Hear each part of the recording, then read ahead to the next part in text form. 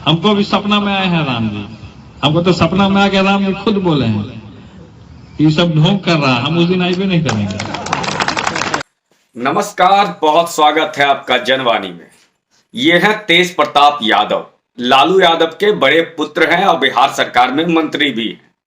लालू यादव जी का एक परिचय तो ये भी है कि जब श्री राम मंदिर आंदोलन के लिए आडवाणी जी रथ लेकर निकले थे, पूरे देश में घूम रहे थे, कोई समस्या नहीं थी। लेकिन लालू यादव जी बड़े नेता बनने के चक्कर में कि मुलायम सिंह ज्यादा बड़ा नेता ना बन जाए, इसलिए आडवाणी जी की रथ यात्रा को रोककर आडवाणी जी को जेल भेज दिए थे। समस्तीपुर में आप सबों को याद होगा। अब तेज प्रताप यादव जी जो कहते हैं वो आपने सुन लिया कि इनके सपने में श्री राम आए और कहे 22 को हम आएंगे ही नहीं।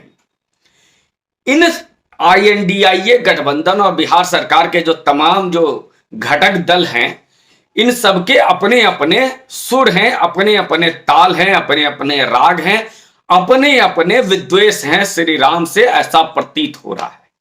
कांग्रेस पार्टी कहती है कि हम रामलला में नहीं जाएंगे, और कांग्रेस पार्टी और UPA की सरकार, जब लालू जी भी उसमें रेल मंत्री थे, उस समय इन लोगों ने कहा था कि राम जी तो कभी पैदा ही नहीं लिए।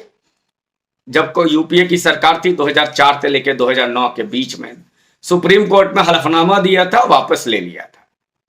उसके बाद लालू यादव जी और तमाम ये पार्टियां अक्सर बीजेपी से ये पूछती थी कि भैया ये बताओ कि मंदिर बनाओगे लेकिन तारीख कब बताओगे, तारीख नहीं बताएंगे।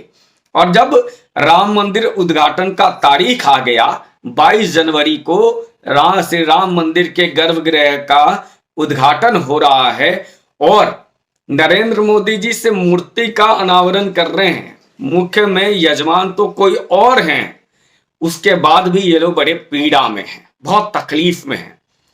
तेज प्रताप यादव जी का ये वीडियो भी देखिए। मंदिर आता है, राम जी आगे हो जाते हैं और फिर चुनाव खत्म हो जाता था, राम जी को पूछ बंद हो जाता है, फिर राम जी कहीं भी जाएं। तेज प्रताप जी कह रहे हैं कि राम जी को बीजेपी भूल जाती है, तो उनके लिए यह याद दिलाना और आप दर्शकों को भी याद दिलाना बहुत जरूरी है। मैं बीजेपी का पक्ष नहीं ले रहा, लेकिन श्री राम मंदिर को जन जन का भावना बनाने के लिए सबसे पहले कोई पार्टी सामने आई तो वो बीजेपी थी। श्री राम मंदिर को आंदोलन बनाने वाली बीजेपी थी। इलाहाबाद हाईकोर्ट में बीजेपी के नेता रविशंकर प्रसाद वकील बनकर खड़े होते थे और कपिल सिब्बल, कांग्रेस के तमाम नेता तो जाते थे कोर्ट में, वकील जो हैं वो कहते थे कि अभी फैसला मत देना, बाद में देना। मतलब एन के प्रकार राम मंदिर ना बन पाए, ये बातें करने वाले कह रहे हैं बीजेपी को सिर्फ चुनाव में राम याद आते हैं। यदि चुनाव में राम याद आते तो भाजपा को 303 सीटें हैं। वो 2019 में जब फैसला आया तो भाजपा को 303 सीटें आई थी। क्या जरूरत थी भाजपा को करने की?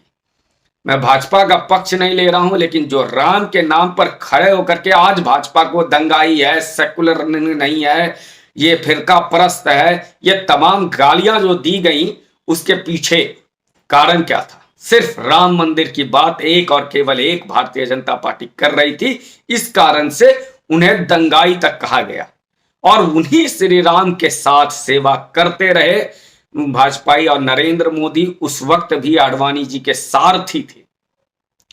उस समय भी जब मोदी आडवाणी के साथ रथ यात्रा निकाल रहे थे, बड़ी बदनामी इन लोगों ने की थी। वो बदनामी को सहते हुए भाजपा राम मंदिर के लिए आंदोलन करती रही और जब पूर्ण बहुमत की सरकार आई, उसके बाद ये लोग पूछने लगे कि तारीख कब बताओगे, तारीख कब बताओगे। और फिर जब तारीख आ गया तो ये कह रहे हैं कि श्री राम आएंगे नहीं, सपने में। और इनसे जब कुछ दिनों पहले तेज प्रताप यादव से जिसे पूछा गया था कि आप अयोध्या जाएंगे, तो इन्होंने कहा था हम श्री कृष्ण के भक्त हैं, हम अयोध्या नहीं जाएंगे, हम मथुरा जाते हैं। तो भैया आज इनके यहां सपने में भी आने लगे श्री राम। सपने में श्री राम नहीं आए हैं। बीजेपी का डर आ रहा है कि ये जो जातिवादी व्यवस्था बिहार में बनाकर बिहार को चौपट किए थे, जातियों को लड़ा लगे और फिर जाति में लड़ा के भिड़ा के सिर्फ यादव मतलब हमारा परिवार का ही बेटा मुख्यमंत्री बन जाए, इसलिए इनकी दुकानें ना बंद हो जाए, इसलिए इन्हें डर लगने लगा है कि श्री राम के नाम से कहीं बिहार फिर से आंदोलित ना हो जाए और फिर से इनकी सत्ता ना चली जाए। इसलिए ये सारी पीड़ा, ये घृणा, ये जो श्री राम के प्रति और जो एक षड्यंत्र इन लोग रच रहे थे वो आज भी जारी है। क्या बिहार की जनता को ये सुनहरा मौका मिला है और क्या इस मौके का बिहार भाजपा फायदा उठाएगी कि अब बिहार को इन रामद्रोहियों से मुक्ति मिलेगी?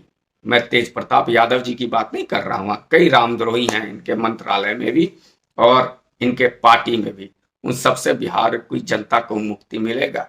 और उत्तर प्रदेश में याद रखिए, जब राम मंदिर बनना शुरू हुआ उसके पहले उत्तर प्रदेश बीमारू राज्य था, राम मंदिर का निर्माण शुरू हुआ और यूपी में निवेश आया, लॉ एंड ऑर्डर सुधरा, यूपी का नाम हुआ। यह राम का प्रताप है। क्या बिहारी इस राम के प्रताप का भागी बन पाएंगे? इसी पर अगले वीडियो में बात करेंगे। इस वीडियो को पसंद कीजिए, लाइक कीजिए, कृपया कमेंट में बताएं। जय श्री राम।